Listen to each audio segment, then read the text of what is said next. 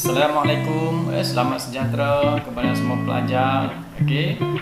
Minggu ini kita teruskan dengan pembelajaran bagi mata pelajaran geografi bagi tingkatan 3. Kita akan teruskan dengan perbincangan latihan bagi bab yang ketiga, iaitu pengaruh persekitaran fizikal terhadap kepelbagaian tumbuhan semula jadi dan juga hidupan liar. Okey, baik. Di sini kita nak lihat bagi tajuk yang pertama, faktor persekitaran fizikal yang mempengaruhi kepada tumbuh-tumbuhan semula jadi dan hidupan liar. Bagi soalan yang pertama, kamu perlu nyatakan dan juga jelaskan faktor persekitaran fizikal yang boleh mempengaruhi tumbuh-tumbuhan semula jadi dan hidupan liar dalam peta minda di bawah ini. Diberikan tajuk kepada kamu, iaitu faktor persekitaran fizikal yang mempengaruhi tumbuh-tumbuhan semula jadi dan hidupan liar. Kamu rujuk dalam buku teks, cari jawapannya yang berkenaan dengan faktor fizikal, faktor persekitaran fizikal yang boleh mempengaruhi kepada tumbuh-tumbuhan semula jadi dan juga hidupan liar. Cuba kamu senaraikan A, B, C dan juga D.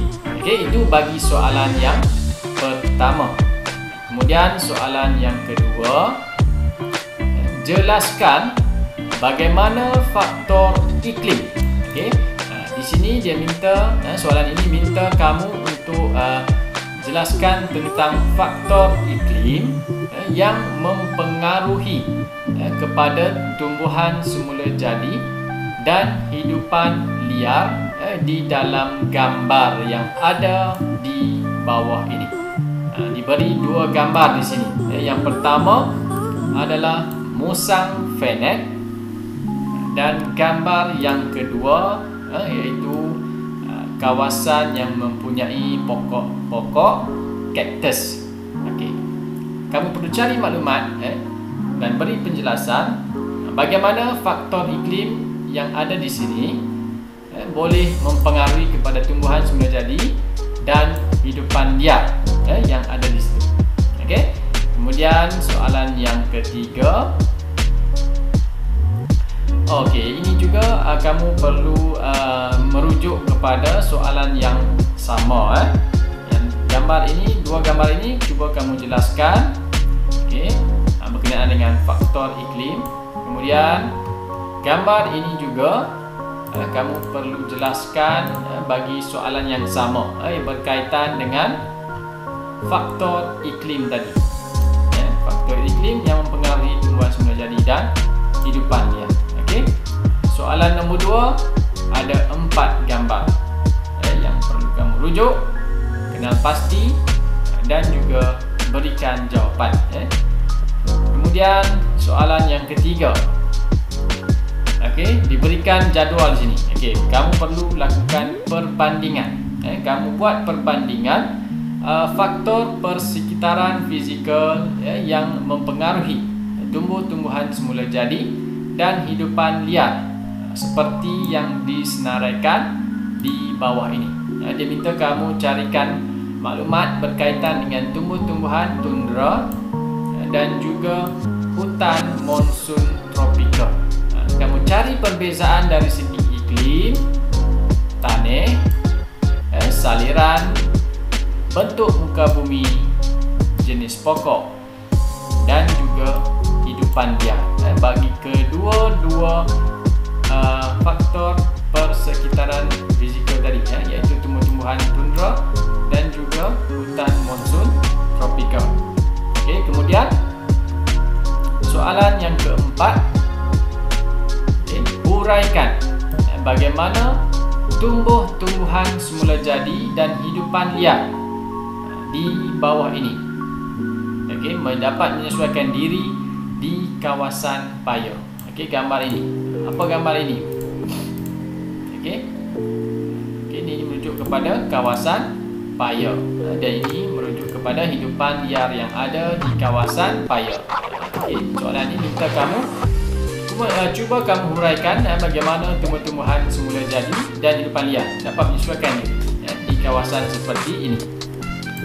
Okey. Baik, itu tugasan yang perlu kamu lakukan untuk minggu ini bagi latihan bab yang ketiga. Kita akan bincangkan jawapan dia bersama-sama. Okey, selepas kamu dah siapkannya. Okey.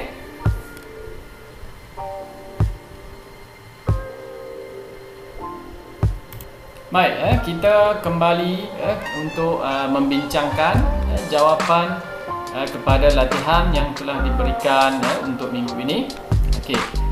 Yang pertama, nyatakan dan jelaskan faktor persekitaran fizikal yang mempengaruhi tumbuh-tumbuhan semula jadi dan hidupan liar bagi peta minda di bawah ini. Kamu semak jawapan yang kamu jawab dengan jawapan ini. Okey, baik. Yang pertama, dari segi bentuk muka bumi, tanah tinggi, iaitu melebihi 1200 mm.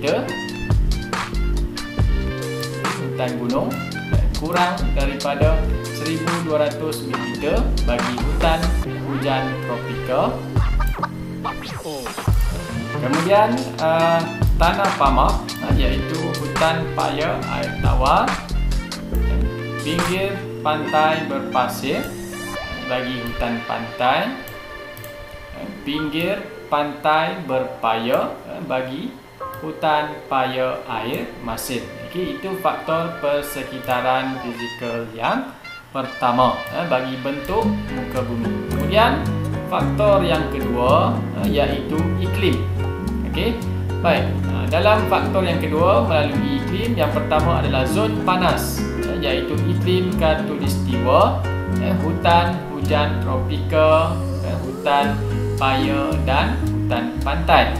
Bagi zon panas iaitu iklim gurun, tumbuhan gurun. Kemudian zon sederhana panas bagi iklim Mediterranean, iaitu hutan Mediterranean. Kemudian zon sederhana sejuk iaitu iklim Siberia, merujuk kepada hutan pokok konifer, dan zon sejuk iaitu beriklim tundra, iaitu tumbuh-tumbuhan tundra. Bagi faktor yang ketiga melalui saliran, bersaliran baik iaitu di hutan hujan tropika, hutan pantai, hutan gunung. Manakala saliran buruk iaitu hutan paya air tawar dan hutan paya air masin. Faktor yang seterusnya iaitu tanah aluvium bagi hutan hujan tropika, tanah elektrik, hutan gunung. Kemudian tanah gambut, hutan paya air tawar, tanah liat ataupun lempung bagi hutan paya air tawar. Okey, kemudian bagi soalan yang kedua tadi, kita lihat kembali. Jelaskan bagaimana faktor iklim mempengaruhi tumbuhan semula jadi dan hidupan liar berdasarkan kepada gambar yang diberikan tadi. Di gambar yang kedua, dua gambar yang pertama ini iaitu musang fennec dan juga cactus. Kita lihat jawapan dia.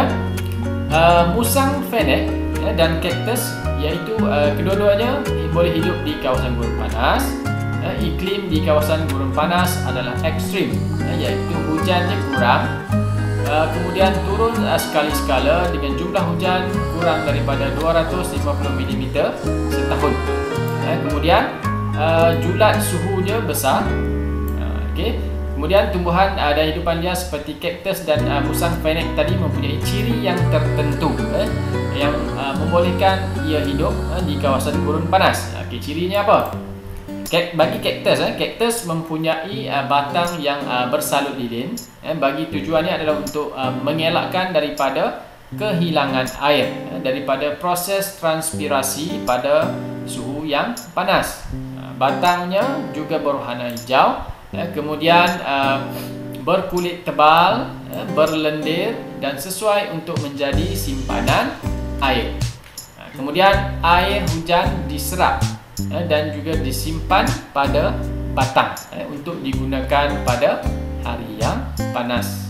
Okey, bagi akar pokok kaktus pula, okey, pendek dan rapat dengan permukaan bumi untuk menyenangkan proses menyerap air pada hari hujan. Kemudian musang fennec mempunyai telinga yang besar. Tujuannya adalah untuk melepaskan haba daripada badannya pada hari yang panas. Kemudian musang fennec juga dapat hidup tanpa air kerana badan dia mempunyai kebolehan dalam menyerap dan juga menyimpan air daripada makanan yang telah dihadamkan. Bagi musang ini juga, ia dapat keluar hanya pada waktu malam. Tujuannya adalah untuk mengelakkan kehilangan tenaga dan air daripadanya, terutamanya pada hari yang bersuhu tinggi, iaitu panas. Ia juga mempunyai bulu yang agak tebal bagi menahan suhu yang sangat rendah pada waktu malam, terutamanya di kawasan gurun. Gurun ni siang dia terlalu panas, malam dia akan menjadi terlalu sejuk. Kemudian musang ini juga mempunyai bulu yang tebal di tapak kaki. Tujuannya adalah untuk melindungi kakinya daripada permukaan pasir yang terlalu panas pada siang hari. Kemudian bulu dia warna perang bagi memudahkan musang ini melakukan penyamaran bagi mencari mangsa. Okey, kemudian gambar yang kedua, yang seterusnya. Okey, lumut dan juga burung hantu Snowy tadi. Okey, gambar ini akan diterangkan iaitu lumut. Lumut dia dapat hidup di kawasan iklim jenis tundra, iaitu musim sejuknya agak panjang dan juga suhu berada di bawah takat beku.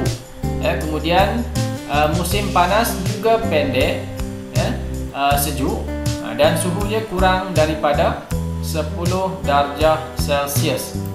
Kemudian lumut mempunyai pelbagai adaptasi yang membolehkan ia hidup di kawasan iklim yang sejuk. Kemudian tanah di kawasan iklim tundra, dia diliputi oleh ais yang beku dan juga mempunyai nutrien-nutrien yang rendah. Oleh itu akar-akar yang dipunyai oleh lumut ini sangat kecil, mempunyai liang-liang mikro yang membolehkannya untuk menyerap nutrien-nutrien daripada tanah secara maksimum. Kemudian lumut ini juga mempunyai daun-daun yang kecil dan juga banyak bagi meningkatkan proses fotosintesis dapat berlaku bagi membolehkannya menyimpan makanan, terutamanya di kawasan yang mempunyai iklim yang sejuk. Akar dia pendek, merebak dan dapat meningkatkan kadar penyerapan air daripada tanah. Okey, kemudian burung hantu tadi. Burung hantu Snowy mempunyai pelbagai adaptasi juga, sama seperti dengan lumut. Okey, terutamanya di kawasan iklim tundra tadi. Badan dan kaki burung hantu Snowy ini akan dipenuhi dengan bulu yang tebal. Tujuannya adalah untuk menyimpan haba pada iklim yang sejuk.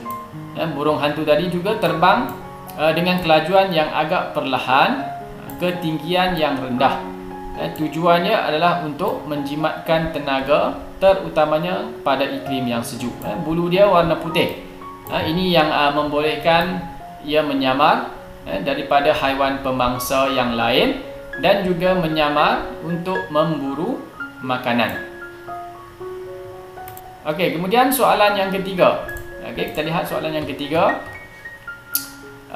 Faktor perbezaan ataupun faktor persekitaran fizikal yang mempengaruhi tumbuh-tumbuhan semula jadi dan juga hidupan liar seperti yang ditunjukkan dalam jadual ini.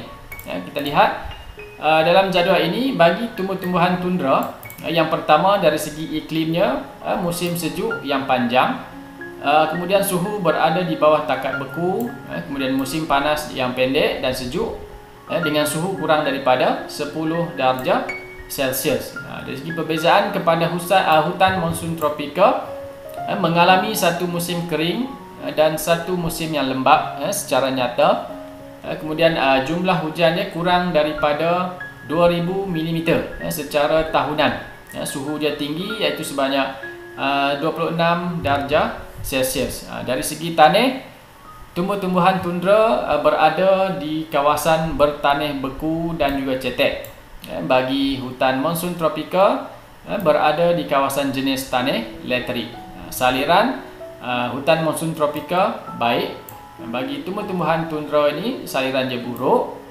Bagi bentuk muka bumi, tumbuh-tumbuhan tundra pula tanah tinggi, kawasan gunung tanpa pokok. Bagi hutan monsun tropika berada di kawasan tanah tinggi, tanah pamah dan sungai.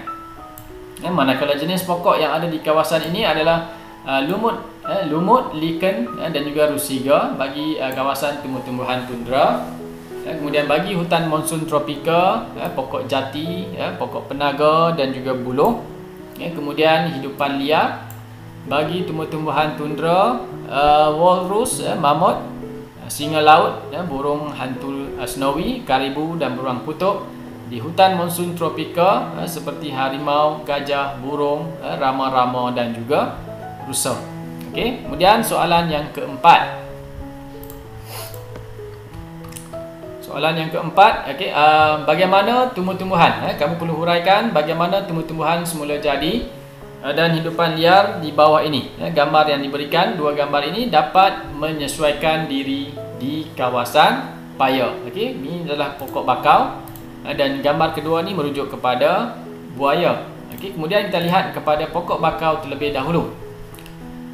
Okey, pokok bakau ni dapat hidup di kawasan air yang bertakung dan dapat menyesuaikan diri di kawasan tanah yang berlumpur yang kekurangan oksigen. Pokok bakau ini juga dapat hidup di air payau. Okey, akar dia jenis ceracak, jangkang dan juga akar banir. Okey, akar dia mempunyai kebolehan menapis garam yang berlebihan yang terkandung di kawasan ataupun yang terkandung di dalam air payau tersebut. Kemudian pokok bakau mempunyai liang-liang mikro yang terdapat pada akarnya yang dapat merembeskan garam yang berlebihan. Dia akan mengeluarkan garam-garam yang berlebihan. Okey, kemudian fungsi akar jangkang, dia tumbuh di bawah pangkal batang pokok dan masuk ke dalam air. Manakala akar ceracak ialah akar pernafasan yang tumbuh di kawasan berlumpur. Kedua-dua ciri ini membolehkan akar pokok bakau bernafas dalam keadaan tenggelam pada air pasang. Okey, kemudian akar ini juga melindungi pokok bakau daripada termusnah yang berlaku akibat daripada banjir ataupun ombak-ombak besar. Kemudian pokok bakau mempunyai kaedah pembiakan yang unik, iaitu melalui biji benih. Pokok bakau akan mula tumbuh semasa masih berada di pokok induk, iaitu biji benih kemudiannya akan jatuh ke atas air dan terapung sehingga air menjadi surut, cetek. Kemudian biji benih tadi akan berada di atas tanah. Hal ini penting bagi memelihara pokok-pokok bakau ini dapat hidup secara terus menerus walaupun dalam keadaan persekitaran yang melampau. Kemudian gambar yang kedua tadi merujuk kepada haiwan buaya. Okey, bagaimana dia menyesuaikan diri dalam keadaan payah. Buaya dapat menyesuaikan diri dalam keadaan payah melalui hidung, mata, telinga, iaitu yang terletak di atas bahagian atas kepala, supaya ia dapat mendengar, melihat dan juga bernafas ketika seluruh tubuh badannya dalam keadaan tenggelam di dalam air. Kemudian ciri-ciri ini memudahkan buaya untuk mencari mangsa, terutamanya apabila buaya tenggelamkan dirinya di dalam air. terdapat lapisan kulit yang menutupi telinganya daripada dimasuki air. Kemudian buaya juga terdapat selaput bertulang pada tekaknya yang membolehkan buaya makan dan juga bernafas ketika di dalam air tanpa lemas. Okey. Baik, kamu semak jawapan yang telah diberikan. Jika ada salah, buat pembetulan. Okey. Kemudian kamu bagi yang tak ada printer, kamu boleh tulis jawapan di dalam buku latihan. Bagi yang dah print, kamu boleh terus jawab dalam kertas tersebut. Okey.